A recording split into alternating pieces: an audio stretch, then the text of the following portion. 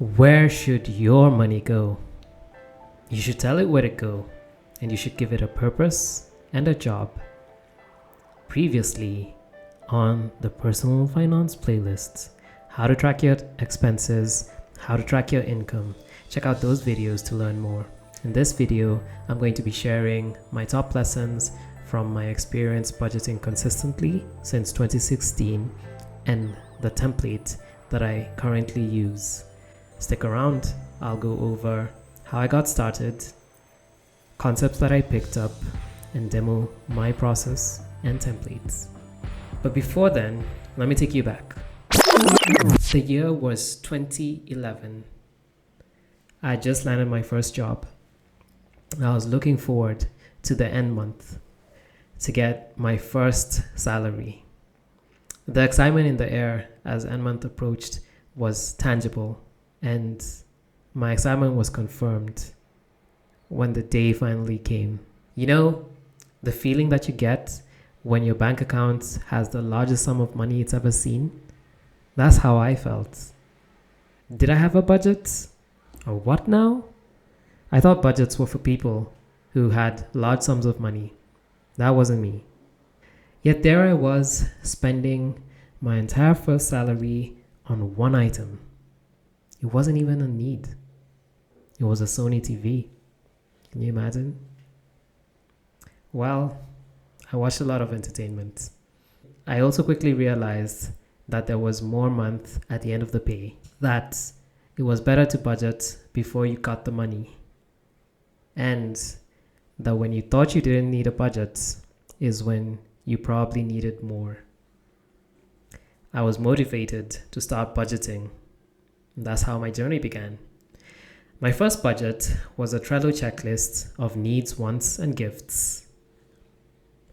With time, I switched to using Google spreadsheets for my budgeting process, though I retained the Trello checklists as a record. Now, let me hop onto my computer and tell you about the concepts that I learned. The first concept that I picked up is the envelope system.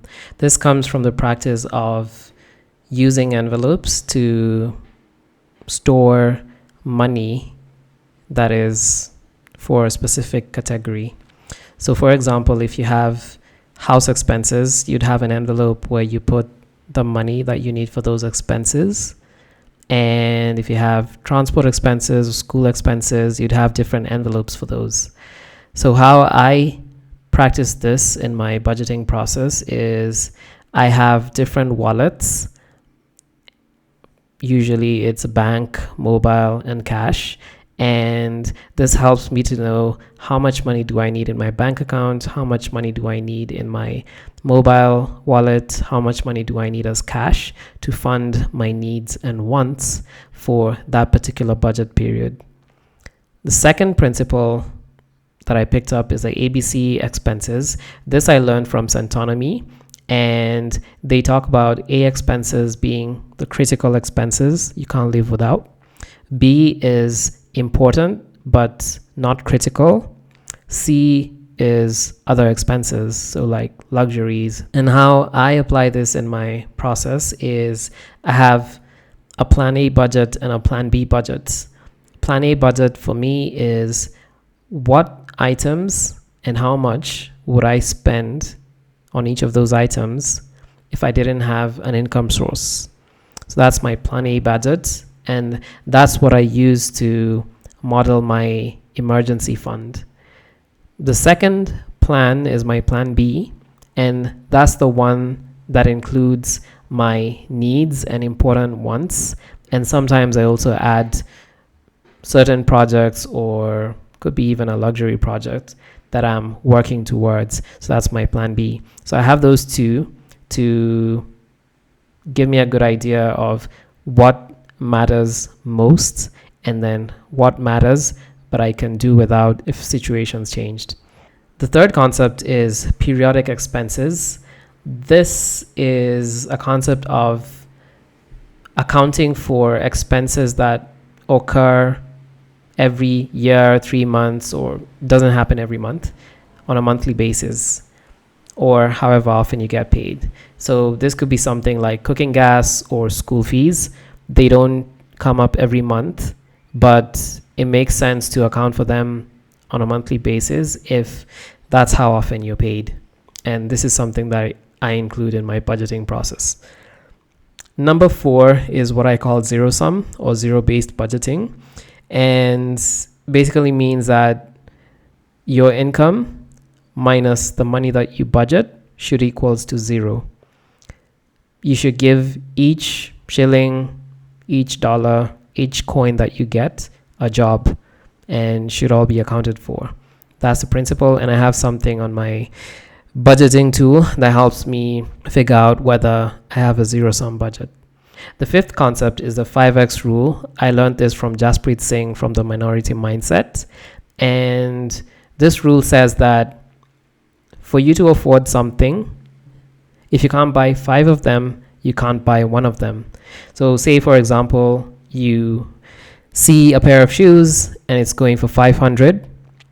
If you don't have 2,500, then you can't afford that shoe. It helps you think more before purchasing liabilities or consumer expenses, and hopefully helps you to channel more of your income into assets that put money in your pocket.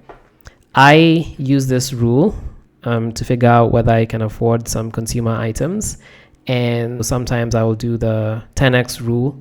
That would mean for me to buy something worth 100, I need to have invested or saved 1,000, which is 10x.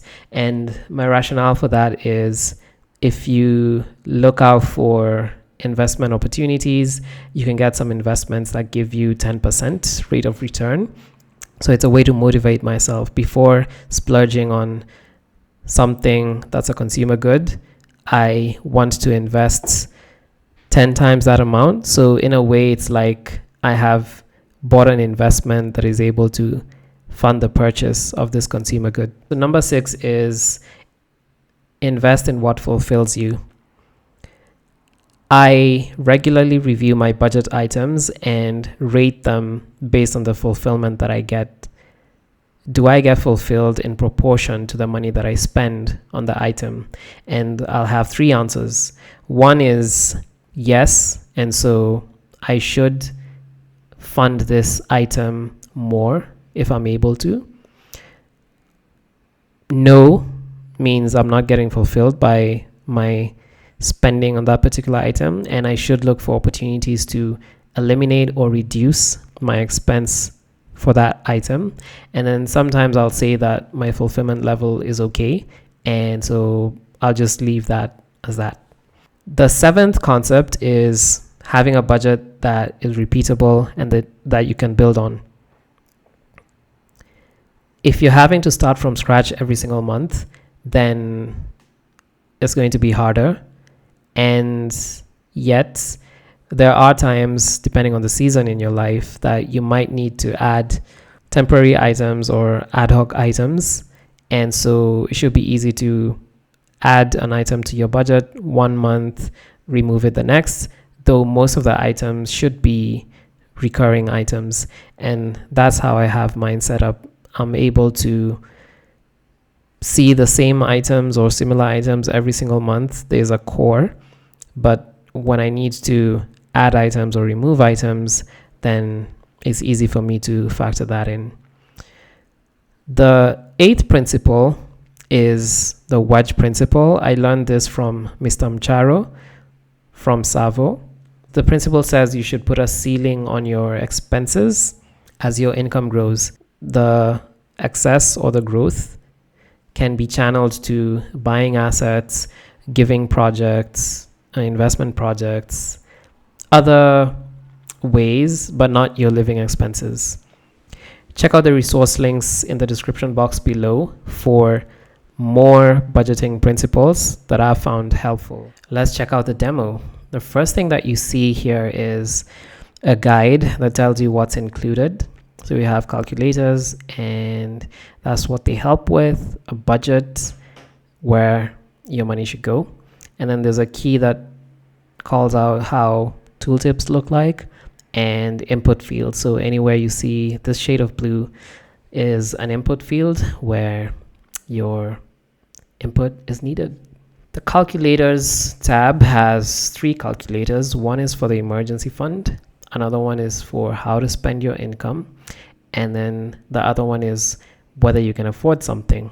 We have an example of D, who has 200,000 in his emergency fund, and based on his plan A and B expenses, he has got 3 to 9 months to survive. If he's able to get it up to 250, then it would mean that he has 4 to 12 months to survive based on his current plan A and plan B expenses. The second calculator is this one. So for example, D got a gift of 5,000 and he usually spends his income this way. 50% goes to expenses and the rest goes to other categories. This would then mean that this is the amount of money that he should divide based on his needs, wants, and gifts. He could also have this kind of split, and then this would go to savings, this investments, and this to tithing. And of course, these could be altered in different ways. Say, for example, D thinks that he doesn't need to save anymore because he's already gotten to his 12-month emergency fund goal. And so he decides that he wants to invest 40% of his income. That would just mean that 0 goes to saving and this amount goes to investing. Same thing if his income goes up. So for example, he has an income of 55,000. This is how he would split based on his desired percentages. It's useful as a guideline for determining where your money should flow to. The other calculator we have is the afforded calculator, which D uses to calculate whether he can afford something or not. So D wants to go on an adventure. It's going to cost 50,000. He started planning for this adventure on the 1st of October. Back then he had 200,000 in net assets, investment plus savings minus any liabilities. Using the 10x rule, he needs to have 10 times 50,000, which is 500,000 more than what he had invested at the start. That's 700,000. That's his net asset goal. So far, it looks like he's just made it. He's got to 100% of his goal with assets worth 700,000. But say, for example, right now he was at 500,000 in terms of net assets. That would mean that there's a 200,000 gap and he's 60% of the way there. So this is helpful for him to gauge whether he can afford a consumer item and how far he is towards his investment goal so that he can fund the consumer purchase through an investment. And once he's done with this one, he could just go to the next item and repeat. The next sheet is the budget. Let me show you how it looks like at first glance. Zeros almost everywhere, and this is where you would begin on this side. And now I'm going to just go back and show you how the sheet with data, the template with data, looks like. Let's start with the wallets. These wallets are like the envelope system. So D has bank, M-Pesa, and cash. And this is how much money he has right now. Just got paid by Grandarine and money went to his bank accounts. And this is what he's going to use to budget. He expects an income of 55,000 every month from his job. and his emergency fund has 250,000 so far from the other sheet, and his monthly subscription total to 44,130. That's the value of the recurring expenses that are checked off over here in column B. So for example, every month he has these three: God, investment, loan, and 13 others which are recurring expenses for him, and they total up to 44,130. So this is essentially the minimum amount of money that he needs to make to afford his recurring needs and wants. The next part that I want us to look at is this column, the plan A expenses. These are expenses that D would have if he lost his source of income. So for example, while the plan B budget has an investment goal, the plan A budget has zero investment. And there are other changes that you will see. For example, plan B budget has more allocated to shopping, but if he was in survival mode, then he'd spend less on shopping. And the total is 20,000 for his plan A budget and 55,000 for his plan B budget, which informs how many months he has to survive. So with the plan A budget of 20,000, he has more than enough to survive 6 months, and just a little bit more than enough to survive 12 months, which is his goal, having a 12-month fund. When we think about the fulfillment aspects, he gets more fulfillment in proportion to the money he spends on investment, and so that's why he's marked it this way. He doesn't get as much fulfillment in proportion to the money he spends on the loan repayment, and this is something that he would want to invest less in. From the emergency fund, since he's gotten to his goal, he could mark it as okay, and so he doesn't need to spend more than this 1,000 shilling or even zero because he's gotten to his goal.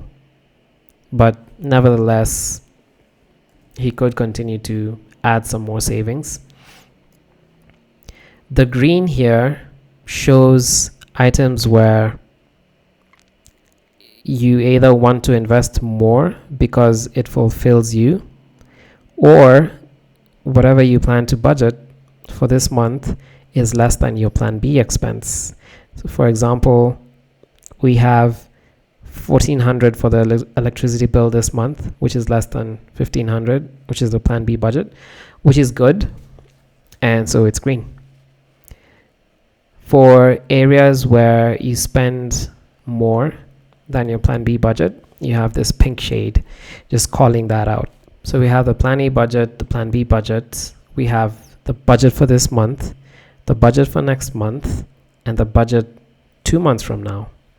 So D knows when I get my money next month, this is what I'm planning. If there's a specific project that I need to do, then, like for example, he managed to get to his goal, so he can add a category, travel, and then say next month I'm going to allocate 25,000, and the other month I'm going to allocate 25,000, and basically he now has to balance out where is this money coming from. Does it mean that he won't invest in those months so that he can afford to make the numbers balance, or come up with another solution? Looking at this month's budget, we see the concept of the zero-sum budget. So here, this means that he has 1,000 more in his wallets compared to the amount of money that he's budgeting this month, 55,000 versus 56,000. One way to balance this out would be to invest more. So invest 12,000, and there, all his money now has a job. Percentages over here reflect the proportion of this budget item compared to the amount of money in his wallet. So 12,200 is 21% of this amount. So this shows the proportion of each expense compared to his projected income. And this one shows the proportion of each expense in relation to the amount of money he actually has in his wallets. The darker the shade of green here and here means the higher the expense. For example, 25,000 here has the greatest share,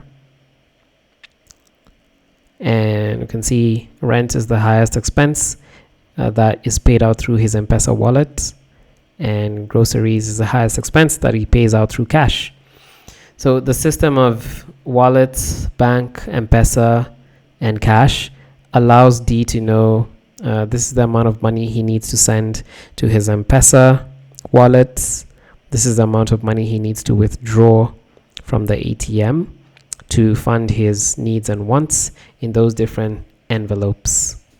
And this is a donut chart that shows how his expenses will look like 2 months from now. This is column D.